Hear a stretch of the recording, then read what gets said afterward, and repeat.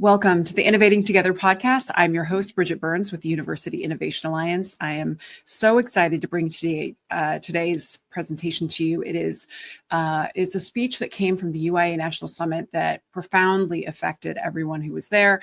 And I think people have been continuing to think about the lessons that you're about to learn as they resonate so deeply. And strangely, this speech happened in obviously late October 2024, and yet the words are more important than ever today. So I'm excited to introduce this speech from Michael Crow in a moment. But first, I want you to know that the Innovating Together podcast is sponsored by Mainstay, which is a student engagement and retention platform that actually engages in peer-reviewed research and proves that their product works. So if you have ever been sold a chatbot, they likely used Mainstay's data.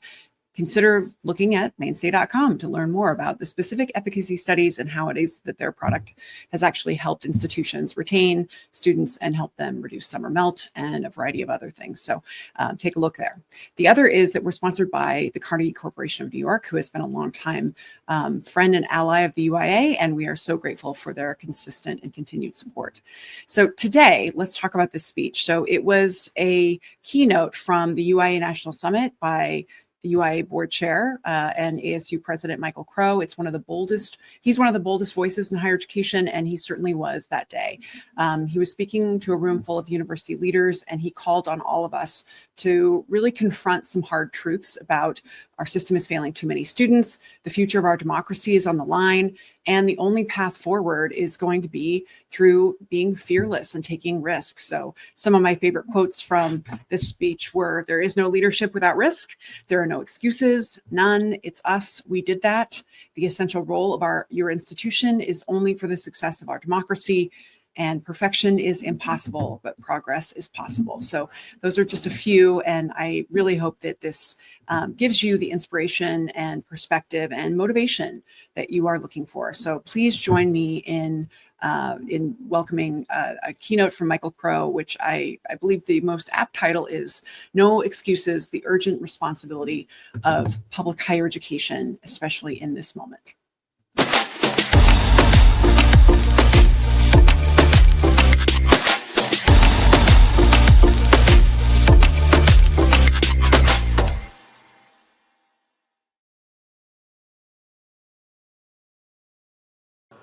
What I want to talk about today is you all.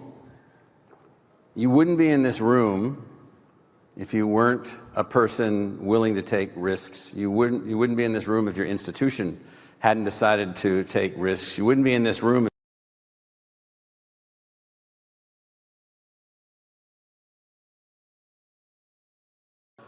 What I want to talk about today is you all. You wouldn't be in this room if you weren't a person willing to take risks. You wouldn't be in this room if your institution hadn't decided to take risks. You wouldn't be in this room if you didn't believe in the fundamental ideals of public higher education. You wouldn't be here. You'd be back at your campus, or you'd be at some other institution less interested in what we're talking about here. And so what I want to talk about today is what's the responsibility of us becoming leaders. We need to stop thinking about bringing the whole sector along. We need to stop thinking about changing everything. We need to stop thinking about, well, we can't move until we have the entire K-12 reformed. We can't move until we get all the universities moving in the right direction. We can't move until the government funds us. Forget all of that. You got one short life. You're sitting in this room. You're attached to an institution on which the success of the democracy is dependent. You got a cluster, as Bridget talked about, of other institutions to work with where you can do things together to make changes in people's lives and to change trajectories. You've got all of that, and now it's time to step up. But we have a big problem. Heather wrote this fantastic book. How many of you have read this book? The Sum of Us? It's a fabulous, fabulous book, and she is unbelievably brutal. Now, it's a book about racism and the price of racism. It's a book about the fact that racism hurts everyone. The ultimate sum of all of us together is diminished because some people are unwilling to accept others based on their ethnicity, their race, their religion, some stupid concoction that they come up with. They're unwilling to do that, and therefore even they are diminished. Well, this book obviously informed me in ways in which I'd experienced in my own life, just in the communities that I'd lived in and watching what was going on, but also informed me in another way, and it's the equation, the sum of us. We are so much less than we could be because so many people have been unable to find the pathway to the realization of their full abundance. The sum of us in a country like the United States, which is designed, not yet attained, designed to provide equal pathways, designed to provide pathways for liberty, designed to define and find pathways for the pursuit of happiness, our sum is dramatically below where it could be. Our class of institutions has more people that attend and do not graduate than graduate. That is an abject failure of the highest order. And all of you will come up with some lame excuse as to why that's the case. There are no excuses. None. It's us. We did that. It's not the kid that's showing up who had a bad teacher from high school. There's ways to deal with that. It's not the lack of money from the government. It's not the underpayments from the taxpayers. It's none of those. It's us. We haven't decided to basically make the sum of us greater. We haven't decided that it is failure for our sector to drop out half the people that attend. We have decided in those institutions that don't have selective admissions to think that somehow those that do have selective admissions are some gift from God. They're not. I came from one of those schools. I came from Columbia University, where I was deputy provost. I was a faculty member there. I got tenure there. I grew up there. It's a great honors college. It's a fantastic honors college, not very big, 4,000 students in Columbia College, and a bunch of fantastic graduate schools that you can go to if you can afford it. Okay, good. I'm glad you got that. In the big scheme of things, so what? It doesn't scale. It doesn't engage everybody. There's no way that most people can afford it. And so why we would compare ourselves to any institution whatsoever, under any circumstance whatsoever, that's engaged in narrow gauge railroad or narrow gauge focus, I don't know. So what is the algorithm for success in our democracy? What is the sum of our algorithm? What is the algorithm for success in our democracy? You guys don't spend time talking about democratic success. You spend time worrying about what's going on in our democracy. You're all worried, all of us are, you're all worried running around like chickens with your heads cut off, not realizing that we partly did it. You think that 40 million people that went to college and didn't graduate are happy campers? You think that the 75% of the people with debt from having gone to college are really happy with the debt that they accumulated for which they got nothing? No, they're upset. You think that the general population of the country is really satisfied with the fact that we pontificate from on high about having all the brains and all the pathways and all the power, and kids from certain neighborhoods have very little chance of success?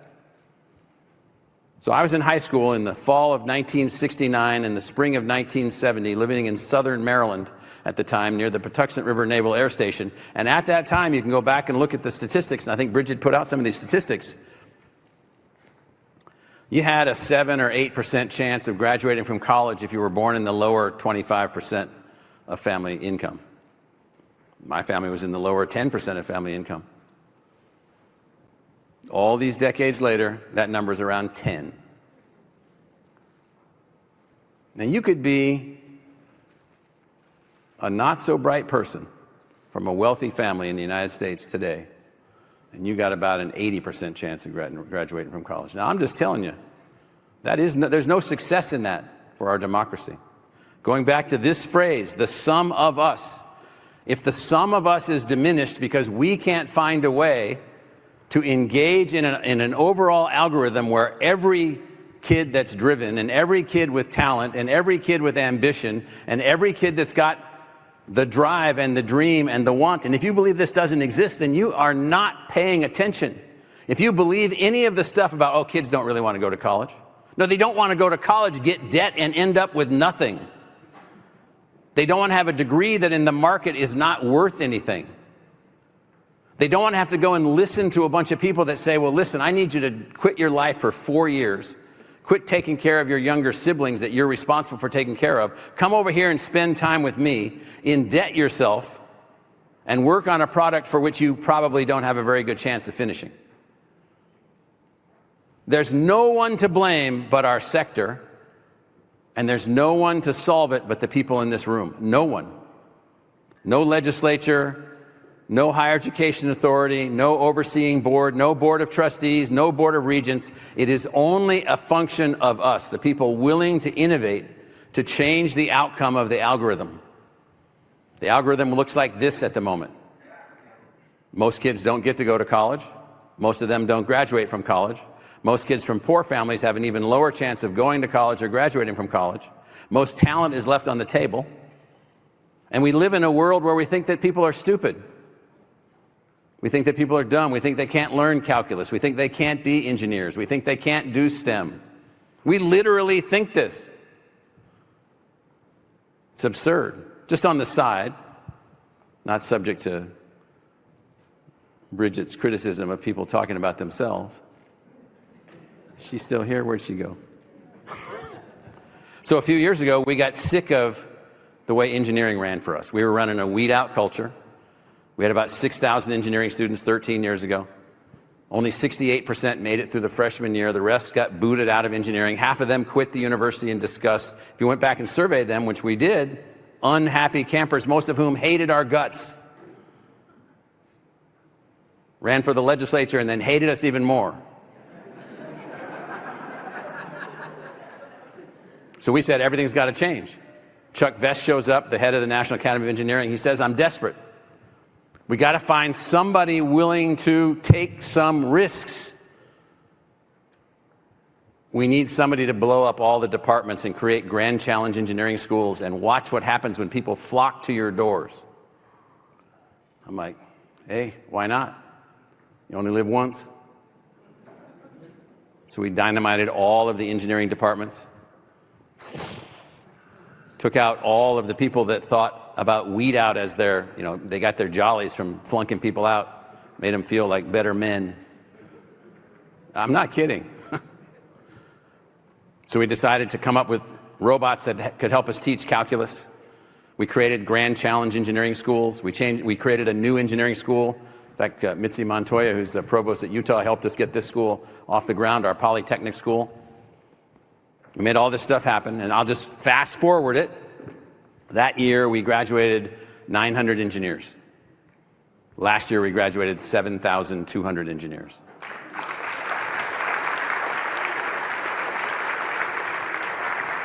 This year, we have 25,000 engineering students on campus and 8,000 engineers online. And we're going to go to 50,000 engineering students. And our engineering students in the market have the same market value as Illinois, Stanford, UCLA, Washington, Texas, any of the other big public universities and some private universities. So the algorithm was altered. Our algorithm was altered. There is no gap to your coming in. Don't know math? We'll teach you. Want to learn engineering by doing the engineering and you learn the math later? We'll have that as a route. Blow it up, blow it up, blow it up. So the essential role of your institutions and the essential role of you as the public university, you are here only for the success of the democracy. There's no other reason for your existence. It was laid down by our intellectual designers, Adams, Washington, and others, all of whom were 18th century flawed individuals. But nonetheless, they said that essential to the success of the democracy was going to be higher education. The seminaries of learning is what Mr. Adams called it. Well, you're at one of those seminaries of learning. You're at a seminary of learning partially supported by people selling hamburgers at McDonald's or paying for you. People paving the streets are giving you money so that you can run an institution for the future. People believe in the future. Don't believe any of this crap that people don't believe in the future. That's a huge error. We have a center here at ASU called the Center for the Future of Arizona. It's affiliated with the university, and it looks at where do we have more than 70% of the population in agreement about shared public values, things that they share. Turns out there's 9 areas of intense shared ambition. One of them is a pathway to college. A pathway to college. Not a pathway to a college that you fail from, a pathway to success in college. So the essential role of the public university is to build a university that's actually successful rather than attempting to operate a university design which in fact is not successful. If you're not graduating your students, I'm sorry, you are a failure. We are obsessed with our own failures here. We've more than 2.5 times increased our 4-year graduation rate. We've gone from 8,000 graduates a year to 40,000 graduates a year. So what? We still can calculate that there's a measured difference in your success probability based on your family's income. We know that students from certain kinds of communities still have a harder time even with us. So we're not there yet. So the essential role of the public university is to adapt to the people, not to have the people adapt to them. Adapt to the people, adapt to the learners. Stop attempting to be a weak version of some kind of a British academy where everyone learns in one path, there aren't very many majors, you assume that everyone will learn the same kind of thing, you pick people, you pre-select people because of their learning ability within that modality. That's not a public university. The public is so diverse right now, it's beyond belief. Every family background imaginable, every ethnic background imaginable, every learning modality, every way of learning, every type of learning, every type of intelligence, all of these things. If we haven't adapted to all of that, if we just keep trying to cram people in, and then we think it's about efficiency, we think it's about getting better, we think it's about getting more money from the legislature, we think it's about the stupid people that are elected to public office.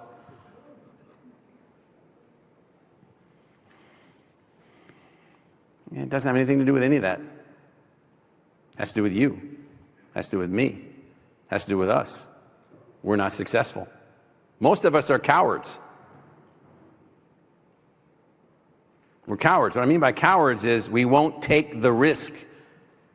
Think of the risk that was taken to form the democracy that you're presently benefiting from. Think of the risks that were taken by individuals to correct the flaw of slavery in the democracy. There were 30 million people that lived in the United States, and 720,000 of them died. 2 million were wounded. Entire cities were burned to the ground. To make it right, to correct it.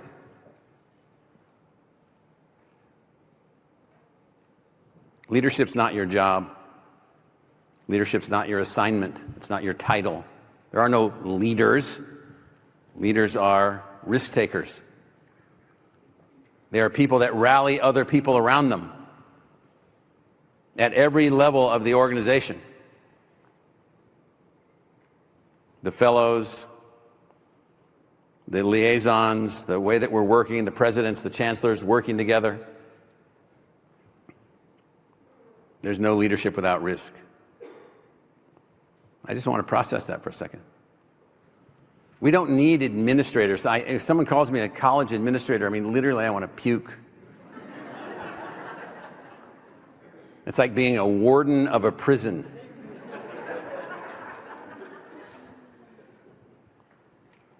I'm a professor who happens to be the president of a university who's paid more money than most other people in the institution, not all, but most people in the institution, to make decisions to help to fulfill our mission, to find other leaders that can carry out that mission, to make hard choices until replaced, period. There's no outcome but replacement. There's no glory. There's only progress. Bales of hay wait for all of you in heaven. That's it. Enjoy it. What I'm meaning is it's hard work, hard assignments, important assignments, and we don't have it right yet. We haven't figured it out yet. We're still not getting it right. So there's no leadership without risk. What I really wanted to say today is that you're here, you're a self-selected leader, or you wouldn't be sitting in this room. Leadership is an action, not a title. Leaders need to be all throughout the organization. People do want leadership, but they are unbelievably cynical, particularly in our sector, about leaders. So I used to have this joke that every day I would take elephant skin pills to make my skin thick enough to take the harassment that I take. Even now, even like today, I'm taking harassment. Oh, that's never going to work. That's another one of your stupid ideas. Aren't you old and almost dead now? We can get past you.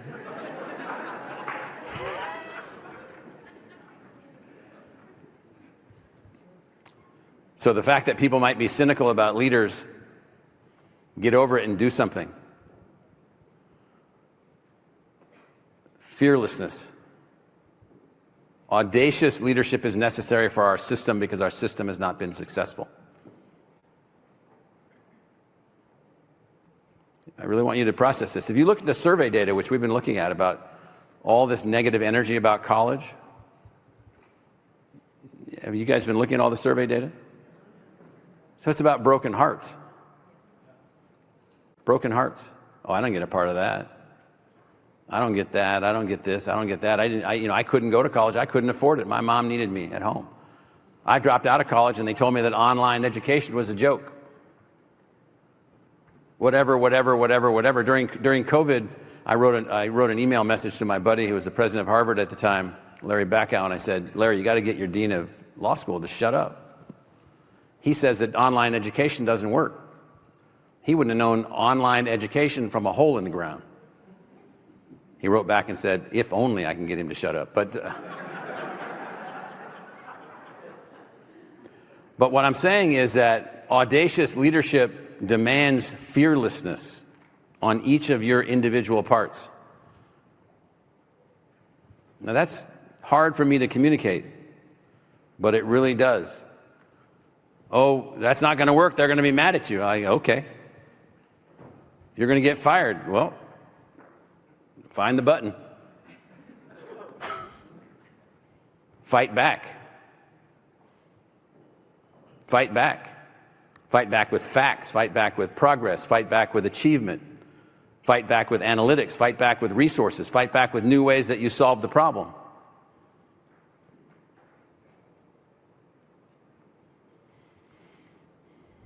Really important, the fourth bullet. I have all these people tell me to make it simple.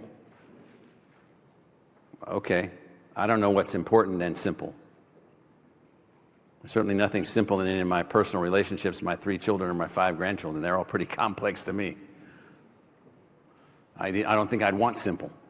What would we talk about? Like how much butter to put on the bread? I mean, that's kind of simple.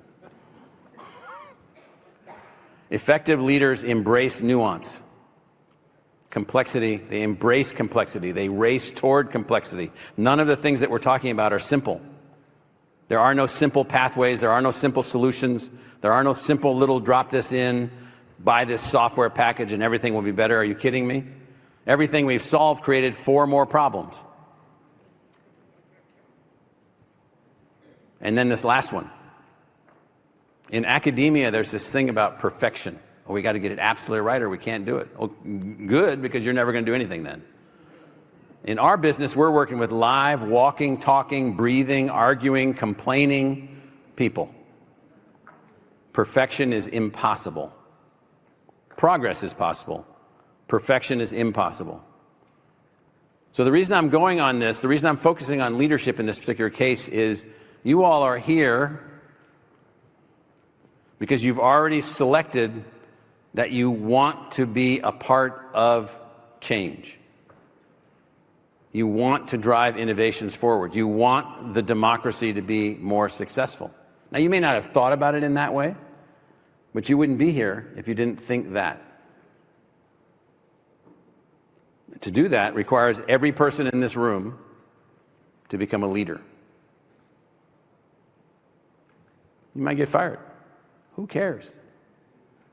If you did the right thing and you got fired for doing the right thing, you're going to be fine. You get fired because you're not doing the work or lazy or whatever, well, too bad for you. Fix it. So what I'm saying is that this algorithm for democracy, this sum of us, the sum of us will never be what it can be if our institutions stay the same. It's not going to make it. We haven't made much progress in social transformation at the level that we should since about 1980. Look at what's going on in the presidential campaign. Look at what people are talking about. Minimum wage, tariffs, not enough labor for the advanced industries that we need to be competitive, immigration, which is a labor replacement policy. We got 345 million people, and over 10% of them went to college and never finished, and more than half of them don't like anyone in this room. We got to figure out how to fix that, how to go back to them and fix that, which is why we've built our online activities with our own faculty and graduated 100,000 people. And we're going to graduate before we're done 1 million people from that. And so the point is that you're all fighters for democracy. You're all in leadership positions. Leadership is action and not a title, and we really need to work on these things. So I'm going to stop there and just see if there's any comments or questions. So thank you.